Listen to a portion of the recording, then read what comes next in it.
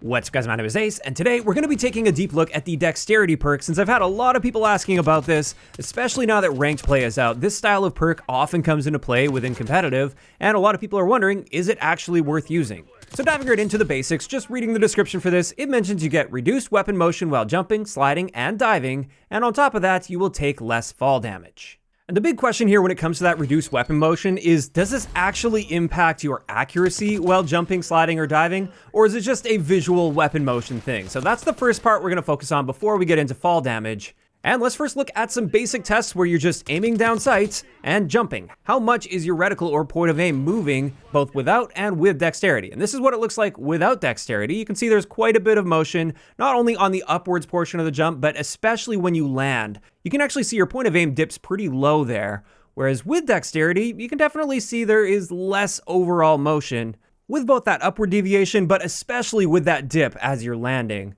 However, for a more clear comparison, let's actually overlay these, keeping in mind dexterity is with the green dot, no dexterity is with the red dot here. And when we slow it down, you can definitely see that red dot is moving a whole lot more than the green dot, especially, like I said, when you're landing, it's dipping much lower. However, on the upward trajectory, it's worth noting that without dexterity, you're actually closer to the center of your screen on the way up. And that might seem like a good thing, but at the end of the day, when you're jumping upwards, you want as little upward deviation as possible. And therefore, I would argue that it's better to have dexterity here because your sight's not moving upward as much, even though the center of your screen is also moving upward. The more important distinction here, though, is when you land from a jump. This is where there is a very noticeable difference between not having dexterity and having dexterity. And this is the part that could really throw you off coming out of a jump shot. And then the last thing I wanted to point out here is it does appear you return right back to the center point at basically the same time with or without dexterity. Even though without dexterity, there's more of a distance for that reticle to travel, it does travel that distance faster, so they get to that point of origin at the same time. Now, of course, that's just looking at your reticle and how much it moves, and we're not firing here. What happens when we start firing our gun?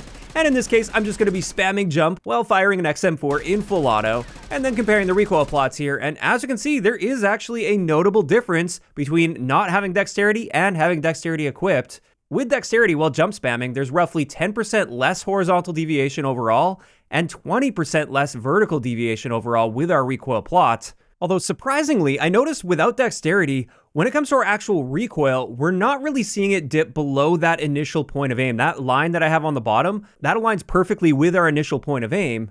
And there's really only one bullet that maybe drops a little bit below that line, which was surprising. I expected much more of a dip below that line, honestly with both, either no dexterity or dexterity. But then again, this is likely just due to the fact that the recoil is pulling our gun upward at the same time, and likely just compensating for that dip.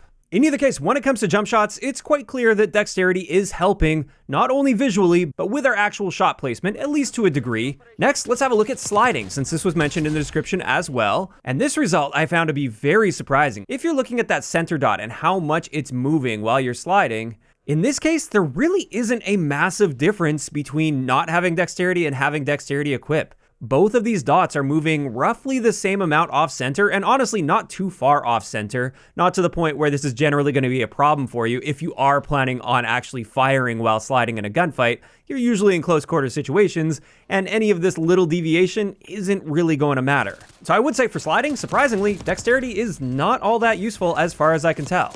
And this just leaves us with diving, and in this case, there is a clear difference between having dexterity and not having dexterity equipped. So let's break that down a little bit. On the way up, when you first initiate the dive, we can see a pretty big deviation without dexterity compared to dexterity from that initial point of aim.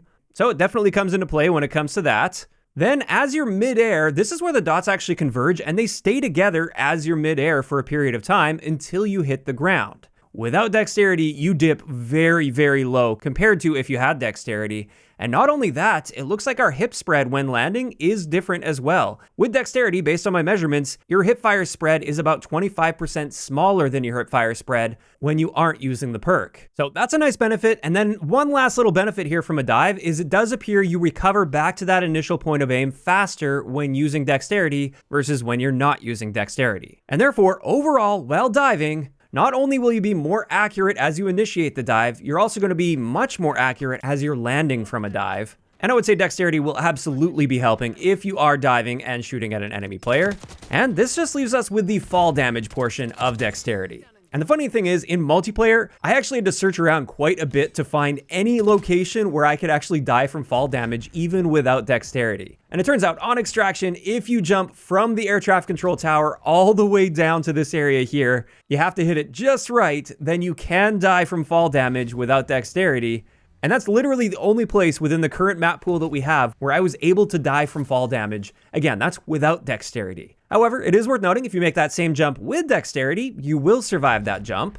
And then taking a look for a better comparison here with how much damage dexterity is going to be reducing when you fall, let's have a look at this jump spot here, where it doesn't kill you without dexterity, but it will hurt you quite a bit. And then this is what happens when you use dexterity with the same jump. As you can see, we're taking very noticeably less damage when using dexterity, as expected here. Based on my pixel measurement, it does appear we're taking roughly 44 damage from this height when using dexterity, whereas without dexterity, it's roughly 83 damage. So upon landing from a big jump like that, you'll be able to soak up that extra shot or maybe two from an enemy player. But at the end of the day, since there's really only one location in the entire multiplayer experience so far that I was able to find that will actually kill you from full health if you actively try to make that dive there, I would say using dexterity for the fall damage benefit itself is probably not going to be all that helpful in the grand scheme of things, especially when you compare it to the other tier 1 perks in the game. Like I said, sure, you might be able to soak up that extra 1 or 2 bullets after landing from a big dive, but how often are you immediately landing from a big dive and getting into a gunfight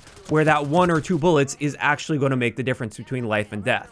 If I had to guess, probably not all that often for most of us, even if we're trying to be flashy with big dives off of towers and stuff. And therefore, I would treat the fall damage portion of dexterity as just a pure bonus to the perk, and not something I would really be selecting the perk specifically for. And I also found this information really nice to have because now I know I can be a lot less careful about diving off of locations in multiplayer and going for that flashy kill if I'm not using dexterity, since I now know there's really only one location where you will die as long as you have full health. And there we go. That is going to wrap it up for today's breakdown on the dexterity perk in Black Ops 6. And overall, if you are somebody that jump shots a lot and dives a lot into gunfights, I would say this perk definitely has some really nice benefits. And it's not just a placebo. It's not just a visual weapon shake thing. This will actually have an impact on your ability to hit targets. In saying that though, if you're sliding a lot, I was very surprised to find that dexterity really isn't helping a noticeable amount there, and you basically don't really have to worry about fall damage all that much in this game. But at the end of the conversation here, what it really comes down to is what dexterity is up against in that tier 1 category. And I would say, unfortunately, at least in my opinion, it's just straight up outclassed by several of the perks in that category, especially for public matches. There are a lot of really good options in that tier that, in my eyes, are going to be helping you far more than dexterity ever will, even if you're jump shotting a lot and dive shotting a lot. And therefore, unfortunately, as much as I like some of the benefits that dexterity offers, and I would like to use it on some of my classes, I just really don't see myself selecting dexterity over the other options unless I really want a red perk to get the enforcer specialty. Now, in competitive play, it may be a different story. It's basically a different game. There's different restrictions there, and therefore the perks have a different level of value. But at least you guys are now armed with the information on this. You know exactly how dexterity works and how much it's going to be helping you, so you can make that call for yourself. And with that, this is where I'm curious to hear from you guys in those comments down below. How are you feeling about the dexterity perk and how it's currently balanced in Black Ops 6? Do you guys like how it is right now? Do you guys think it should be buffed? Do you think it should be nerfed or maybe just moved to a different perk category? Just let me know all of those thoughts down below. If you enjoyed the video, a like rating is always appreciated. And don't forget to subscribe for more if you haven't already. I'll talk to you guys next time.